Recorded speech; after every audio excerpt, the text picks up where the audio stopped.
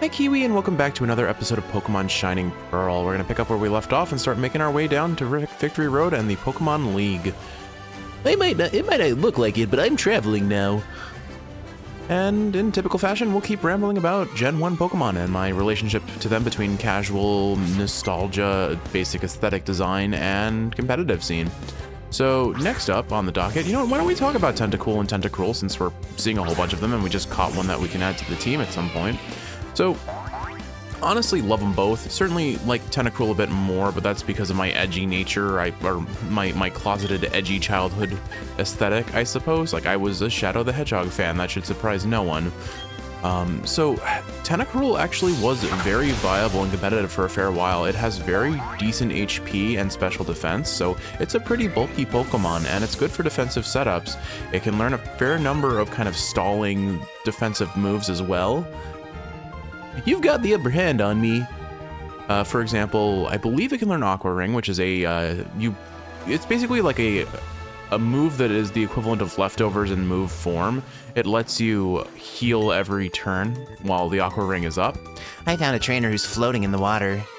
And so that comboed with Tentacruel's bulk and a nice set of leftovers itself means that Tentacruel is healing a whole bunch each turn. I don't think it can learn Recover, but I wouldn't be surprised if it could. I don't think it can, though. But most importantly, it can learn Toxic, Spikes, and I believe Stealth Rock as well, and certainly Toxic Spikes. So basically, Tentacruel could be a hazard setter. All of those moves, Spikes, Toxic Spikes, and Stealth Rock, allow you to set up entry hazards. So when a Pokemon switches in, which switching is a major mechanic of the competitive scene, these moves, Spikes was introduced in Gen 2, Toxic Spikes I believe was a Gen 4, as well as Stealth Rocks was. But in Gen 3, Spikes, the original Spikes, got buffed so that you could layer them up to 3 times, and each layer does additional damage. But basically, if you're not a flying type or a Pokemon with Levitate, you switch in to Stealth Rocks. Stealth Rocks counts as a rock type move that does a percentage of the opponent's HP when they switch out, depending on their type. So if you were, for example, a Charizard or a Ninjask, Pokemon that are 4 times weak to rock type, you would immediately lose half your health, which was disgusting. And I really think Stealth Rocks, and likely Spikes, I just didn't play competitive when Spikes was a thing, were kind of just certainly game changers for the competitive scene, but I think they do a huge detriment to it because it forced everyone to have them or to play around them. And I think that's when metas in competitive scene in any game force player decision to be always using one strategy, it just becomes so boring so quickly. I've had my fill. Me too. Like, I don't like entry hazards, and they've made it much easier to remove them, buffing moves like Defog and of course Rapid Spin. I think there's another Rapid Spin equivalent kind of move now, I just don't remember what it is. But the point being is there are a lot of ways to remove entry hazards now fairly reliably, and there are abilities that can reflect entry hazards when they're set up, so there are a lot of counterplay to it. I still feel like those moves are just kind of frustratingly limiting in terms of what they have done to the competitive scene, because you have to have a Rapid Spinner or some sort of trap removal Pokemon, and you need to have someone that at least has Stealth Rocks. And I think the other issue I had with them was that the entry hazards invalidated any Pokemon that were using Focus Sash, because Focus Sash, the way it works, it's like the ability Sturdy. I've decided if I can beat you, I'm going to the Pokemon League. Namely, if a move that would take a Pokemon from full health to 0 hits that Pokemon, they survive with 1 HP. But as mentioned, entry hazards, if you switch that Pokemon out, they immediately lose some amount of HP. And so Focus Sash is completely invalidated, Sturdy is completely invalidated, and so those abilities and items that can really make or break a strategy are just broken immediately. I've had several Pokemon that I would normally run Focus Sash for safety. Lucario, Breloom was another one that I quite liked using Focus Sash on. These squishy glass cannon type Pokemon that are really strong. And I guess you could make the converse argument that, well, then the strategy becomes make sure you have a trap remover so that you can remove the traps before you use these Pokemon. But that, you have to think about that. That's at least 3 turns. The turn to switch out to the trap remover, the turn to remove the trap, and then the turn to switch out to the Pokemon you want to use. That those three turns in competitive Pokemon mean a lot, and it's a huge wasted opportunity for damage or setting up on your own team, to the point where it's just not worth it. It's again not worth it. So I still make the argument that the entry hazards are just a debilitating mechanic that I don't strictly have any fond thoughts of. Obviously, I use them. My Blissey had Stealth Rock, my Skarmory had Spikes, and then when I replaced Skarmory with Ferrothorn, I came out here because I wanted to see the Pokemon League for myself. when I switched over to Ferrothorn had Spikes. I always had at minimum a Stealth Rock setter and often a Spike setter as well on my team. I didn't really mess around with Toxic Spikes because I rather have Toxic Spikes. When you switch out, you cause poison and damage to your opponent, or it poisons them rather. The Toxic Spikes could be layered up to 2 times. If you did 1 level, it would be the equivalent of Standard Poison, which does I think a 16th of your opponent's HP, maybe an 1/8 of your opponent's HP each turn. Whereas if you set 2 layers, it would be Toxic, the equivalent of Toxic, which does increasing damage each turn, up to, I want to say, like 1/4 of your opponent's HP. So it can become very strong if left unchecked. But like I said, I favored using Paralysis because I used a lot of Togekiss in my competitive teams with the cheesy Thunder Wave, Serene Grace enhanced aerial or air slash technique, which basically made you paralyze your opponent, so they had a 25%, back then maybe a 50% chance of not being able to attack, followed by, I think Gonag can, yeah, oh wait, we don't have any PP on Gonag. I guess I'll switch out to Manny. So in the competitive scene, I completely lost my train of thought there, damn it. Oh gosh, what was I saying? Well, either way, the point I'm trying to make here is effectively... Oh, good, I gave it Storm Drain. I keep forgetting that our Gastrodon is the odd one out and doesn't have Storm Drain. This is gonna hurt, and if it gets the special defense drop, I'm in a bad spot. Alright, I am in crit range, so I'm gonna go ahead and heal here. Man, my short-term memory is abysmal, and it's only getting worse. I don't know what's really going on. I can blame it only so much on the insomnia and lack of sleep until it becomes something else, and I'm a little worried that it's becoming something else. I don't know. This is why I live my life with sticky notes. Alright, we need to get rid of this Gastrodon as quick as possible. We have a level advantage on it, but I go for the special defense drop here with Earth Power, I think. Surf? I was... Oh, wow, okay, we hurt. We got a crit. Okay, that's why. Alright, good job, Manny. You can be praised all you want. You're a great little Gastrodon. My favorite little gastropod. Man, I have gone on quite a tangent off of Tentacruel. I guess the point I'm trying to make, I think I've made already. Tentacruel was a good entry hazard setup. I don't like the notion of entry hazards, but nonetheless, I can't help but also acknowledge that I had to use them. I did use them. I enjoyed using them. I just also lamented the fact that they were kind of almost a requirement to be used. As far as Tentacruel's competitive scene goes, I mean, I think it overall fell off because there were better options, particularly in Gen 4 when Manny the Dude Buster, or Gastrodon rather, was released. Gastrodon and Quagsire kind of fill the same role as Tentacruel, and as a result, they saw a fair bit of use in comparison with each other. Tentacruel being a toxic setup, it was a pretty solid option. Oh, right, I was explaining Togekiss. So, Togekiss... enemies had a 25 to 50% chance of being paralyzed by Thunder Wave, after being paralyzed by Thunder Wave, and then Air Slash had a 60% chance to flinch a Pokemon as long as I attacked first, which, because the Pokemon's slowed by paralysis, was generally the case. I am shocked, no really I am.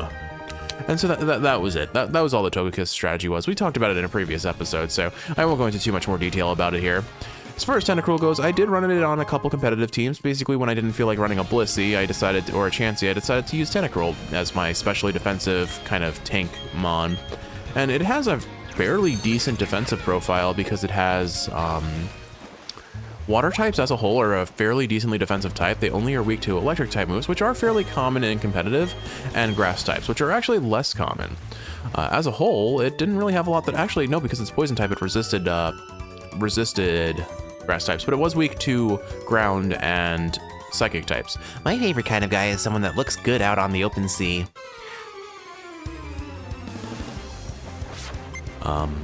and the thing about it is most psychic types back then were especially offensive, and because Tentacruel had pretty decent special bulk, it could usually survive a psychic for most of the common psychic threats, I want to say. Regardless, Tentacruel certainly viable early on and then has fallen off due to power creep. I don't think it's seen any resurgence in competitive play in the more recent generations. As far as I know, I could be wrong, and I'm happy to be wrong because I do really like Tentacruel. I think its design is really cool. It looks like it would be squishy. I would love to just poke it and be like bloop, bloop, kind of poking it and having my finger squish into it, but I picture it has the same texture as like a porpoise or a dolphin, you know, kind of smooth, not very smooth surface, but kind of jelly-like, which is, I guess a porpoise or a dolphin would be firmer.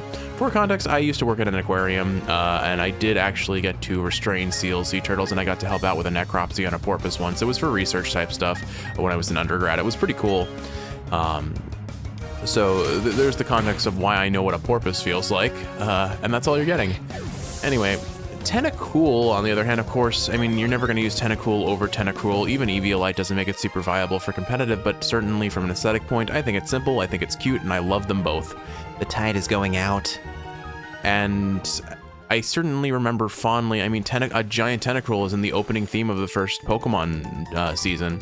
Did you know I was crowned the champion of a swimsuit contest? So now I'm trying to win a title at a super contest show. I don't know, it's nostalgia baked for sure, and I definitely had a Tentacruel on my Pokemon Go team. I'm trying to think if there's anything else. Like, yeah, I think Tentacruel and my connection to Tentacruel kind of extended up until Gen 4 when I was using it competitively, and maybe I dabbled with it a little Gen 5. Like I said before, I stopped doing competitive as Gen 5 transitioned into Gen 6. I kind of fell off when around the time of when the Therian forms of the various Landorus, Thundurus, those sorts of Pokemon were released. Basically, I never played Black and White 2, and I only played up until you encounter the Legendary in Gen 6. So I didn't even finish my casual playthrough of Gen 6. I was just too busy with undergraduate and then soon after graduate school type things. So, and also I did not really like the awkward transition to 3D models that Gen 6 introduced. So it kind of deterred me from playing the game a little bit. I just found overall Gen 6 to be the most, I honestly think out of all the generations, I consider Gen 6 X and Y specifically, to be the least interesting by a large margin, and I don't really have a good reason for it. I just couldn't get into them the way I did with Gen 4 and 5 especially. Basically everything up until Gen 5, and I did have a resurgence with Gen 7 and Sun and Moon. I had a phenomenal time playing Pokemon Moon version, doing a Jeff Lock of similar nature to this, but it was a lot more difficult, I'll say. And then Gen 8, Sword and Shield, I did not like the game, honestly. I think I was bored, if not frustrated, by how terrible I felt it was. Up until the very end when Kiwi and I had kind of made our own narrative. Like, if I recall, Piers was in the gym in like the final Elite Four sort of match. Yes, I can surf, but I'd rather swim instead. It doesn't seem weird. I agree. Or it does seem weird. I agree.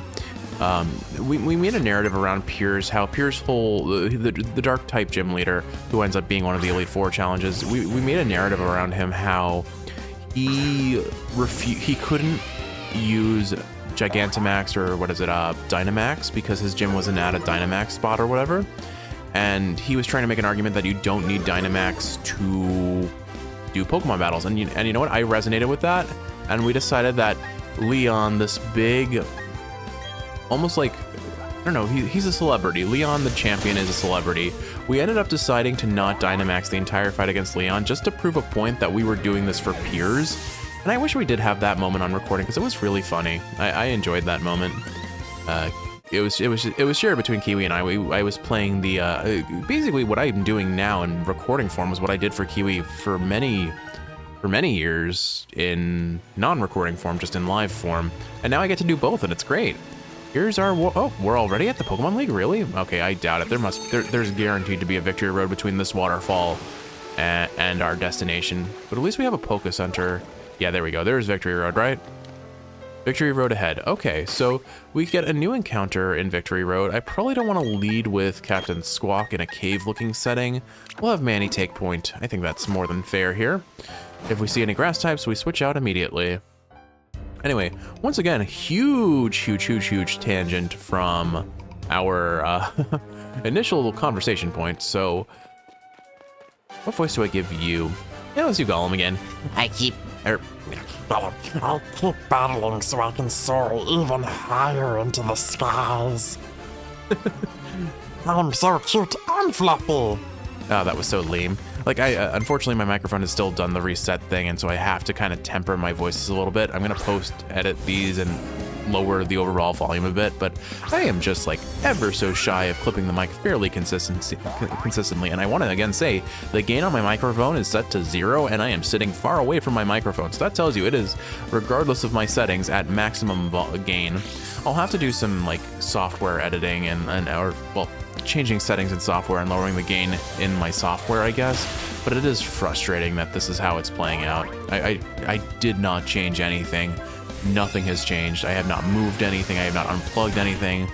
The only thing I can think of is a Windows update, and sure, why not? Windows updates. Honestly, I have had so many frustrations with Windows updates. Anyway, I am on like 3 levels of tangent off of Tentacruel. Point being, they were in the opening. I loved the episode where the Tentacruel like became a hat on Misty and kind of possessed her and controlled her body and had her like speak for the Tentacruels that were like being these kind of like alien invaders to a city, taking it over and causing wanton destruction. It's nostalgic, and there was a giant like kaiju level Tentacruel in that episode, so a fun episode all in all. I like Tentacruel. I like Tentacruel a little bit less, but Tentacruel I would give a solid A tier. I don't think it's S tier for me, but if you asked me back in Gen 4 when I was playing competitive, it probably would have been. Tentacruel I'll give a B or a C, but a nostalgia caked one at that. So who's next? I don't think we've talked about Growlithe and Arcanine, so why don't we do that one next?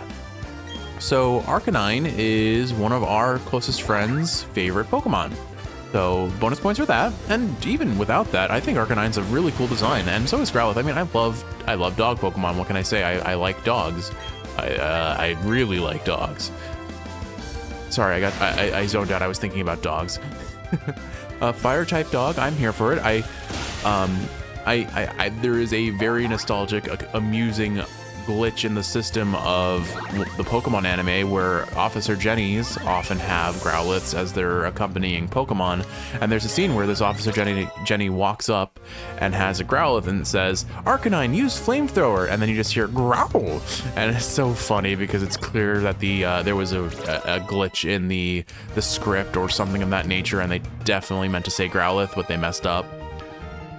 It seems I've been grounded. And certainly I remember that. I'm pretty sure I had Arcanine on as one of my members of my core team for casual play. At some point, I caught him in Cinnabar Island in that like science lab area. I certainly remember them fondly, and I just like the design. I think the design is very cute, if nothing else. Fluffy, very fluffy. I like fluffy dogs. And competitively speaking, Arcanine has had rises and falls like no other in Gen 1, I want to say. Or certainly it's one of the most like does really well, falls off, does really well, falls off kind of Pokemon. The reason for that is it gets Intimidate. Intimidate was, as always, an incredible competitive move because it lowers your opponent's attack stat by 50% when the Pokemon carrying the ability switches out. In double battles, that means it will intimidate both of your opponent's Pokemon, which means you have a lot of very potent, debilitating, like stat dropping abilities on the switch of a hat. You know what I mean by that, right? So it's a very, very useful Pokemon for competitive in that right.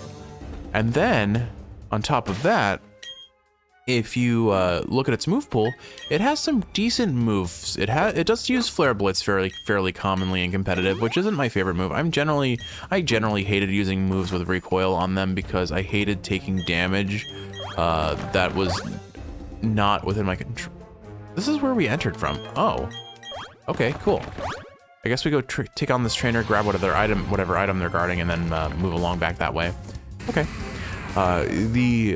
I've always hated using recoil moves or moves with lower than like 90 base accuracy, if not 100 base accuracy. And so Flare Blitz, I've never actually used a Pokemon using Flare Blitz before. The only time I've ever used any recoil moves legitimately was with a Pokemon that had the ability Rockhead, I believe is the ability, and that ability makes it so you do not take recoil damage. It's either Rockhead or it's something along those lines. I think Golem can get it. I think Rhydon, and I think Rhydon can get it as well. I might be mistaken, but point being, I only used it in specific situations, and like the ones that prevented the recoil from outright happening. It is kind of fun though, because the deterrent to using recoil moves generally have much higher base damage than other moves of similar nature, or without recoil. And invalidating the recoil kind of just gets rid of the one penalty of using these stronger moves. The only downside is the Pokemon with like Rockhead or whatever tend to be on the weaker side, so they can't fully benefit from it.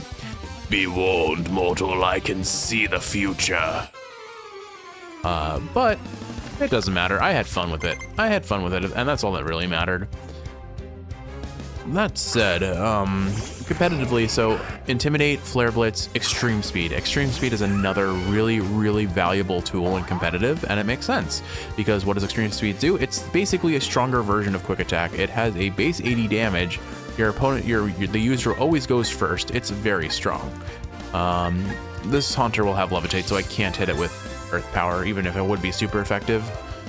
And so Arcanine had some very good moves in its pool, especially, again, Intimidate being the big thing. Then it can do some supporting moves, it can do some decent damage, because its attack stat is not terrible, and its base speed isn't terrible either. The thing about it is when Incineroar was released in Sun and Moon, and particularly when Incineroar gained the ability Intimidate, it kind of just did everything that Arcanine did, but better. Unfortunately, Incineroar, if you ask anyone in the competitive scene, they will tell you the single most obnoxious, most prevalent Pokemon used, and probably the most quote-unquote overpowered Pokemon in competitives, particularly with the VGC format, which is doubles, but also genuinely singles as well, is Incineroar. Incineroar has an amazing move pool, gets Intimidate, has Knockoff to remove enemies' items, can use Protect to protect itself, learns Fake Out. Fake Out is probably the most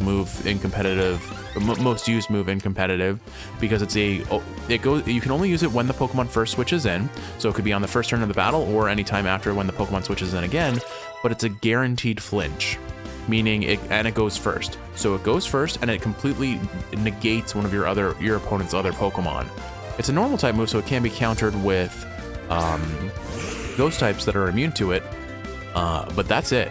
That's about it. And so Fake Out is incredibly debilitating, and it can completely throw off the momentum of your opponent if you're able to deny them a move. Gengar should not have Levitate, so I can use Earth Power here. So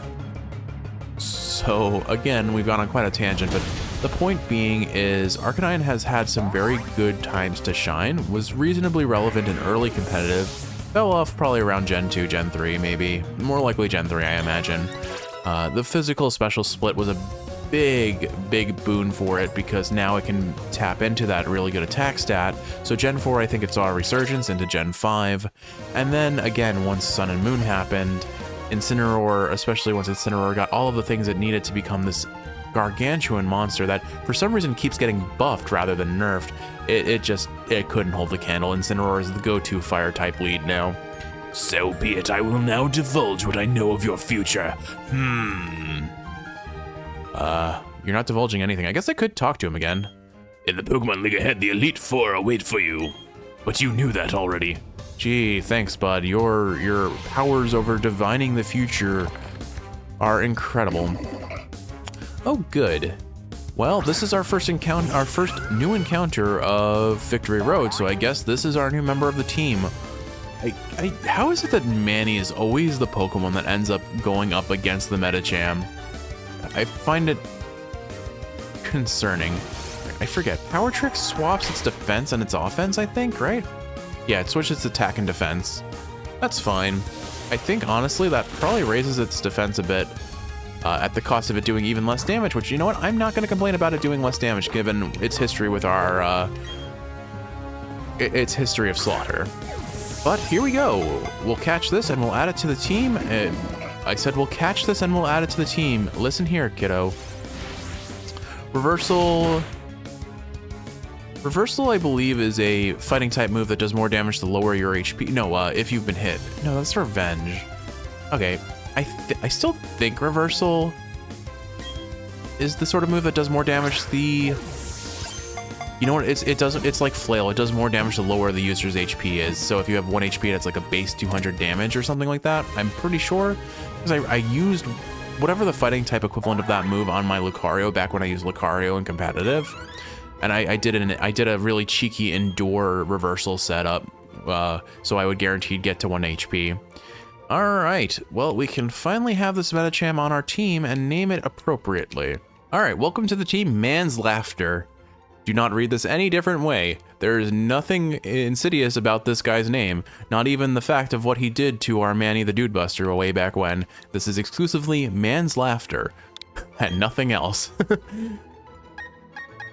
All right, to the body.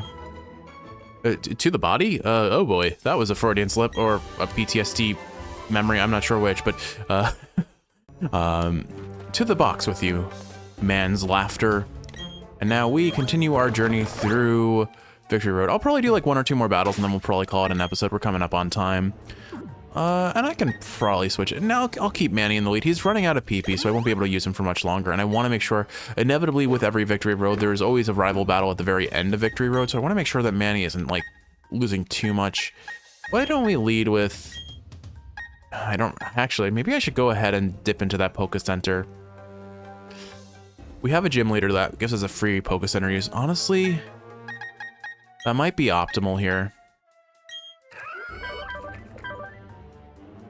I think what I'll do is I'll progress a little bit longer and then we'll use the Poké Center. I'll escape rope and then I'll backtrack quickly. Would help if I didn't get lost in the cave system, you know? All right, we're heading north. Oh, hey, a Machoke. We don't have one of those yet. Granted, I can't catch it. Or rather, I can't use it on the team, but I don't really want it on the team anyway. Machamp is not that exciting to me. But we'll go ahead and catch this guy, that's fine. We'll head with the Ice Beam. Ice Beam will have the lowest damage of all our moves that Manny can use right now. Anyway, why don't we focus back on the thing we were talking about? And I don't really have much more to say. I really like the design. I use them in Pokemon Go. I use them casually. I never really use them competitively, but they do get bonus points for being a favorite of a friend. I would give Arcanine a solid A for Arcanine and Growlithe a solid... I would give it Growlithe an A as well. I really like them. I like their design. I have nostalgia for them. And while they were relevant and competitive, they were a very solid choice. I never really played against them. I never really used them. But that doesn't... I shouldn't downplay the effect they had in the competitive scene for where they were relevant. I think I won't ramble on to the next Pokemon since we're going to be coming up on episodes soon. But let's see. Machoke, it can lift a dump truck with one hand. Using that kind of strength, it helps people do heavy jobs. Steve Jobs. All right, Mr. Machoke, what are we gonna name you? All right, welcome to the team, Hunter Slice. What does Hunter Slice come from? I have no idea. It's just a name that popped into my head, as they always do. Oh, okay. They needed to have made like an internal cooldown on how soon you can find a wild battle. The fact that you can get into wild battles within 1 step of your previous battle is infuriating to me. Like, I already hate random encounter games as a whole, and this is the worst. This is genuinely the worst. I at least let you take a couple steps before this happens. I know it's probably an RNG chance and it's a low chance most likely because they have at least some common sense in the design, but maybe not, because this has happened at least 3 times in recent memory, and it is a little grating to me, not gonna lie. No matter, we're making along. These Machokes mean nothing to me. I caught the one I needed and I don't need any more. All right, let's at least progress a little bit further and then we'll call it an episode. Okay, I'm lost. Kiwi, I'll figure out where I need to go in the next episode. I hope you've enjoyed watching, and if you're awake, I hope this is helping you fall asleep. Wait. Hold on. There's something here. There is nothing but disappointment at the end of this hallway. Oh well. Kiwi, I hope this is helping you fall asleep, and if you're sleeping, I hope you're sleeping well. I love you, and I will see you in the next one.